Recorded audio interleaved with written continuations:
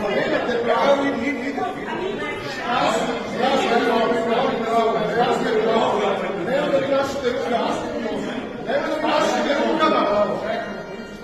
ugrožavate mi bezbednost, ugrožavate mi život ovdje.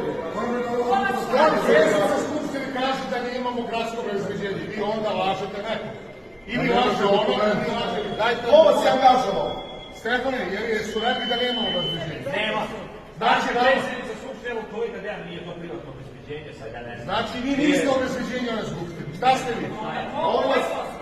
Imate pravo, slobodno pravite ovo. Da li je statutom grada propisano privatno obezbeđenje koje je predviđeno od odluke Skupštine grada? To je vaš posao. Predstavnici građana se ovdje hiljade ljudi je glasovali ljudi. Kako cirkus bre? Čije ste vi privatno obezbeđenje? Dobili smo poziv za rednu sednicu. Ovo nije redna sednica, ovo je vanredna sednica niči. Mi ćemo vas postaviti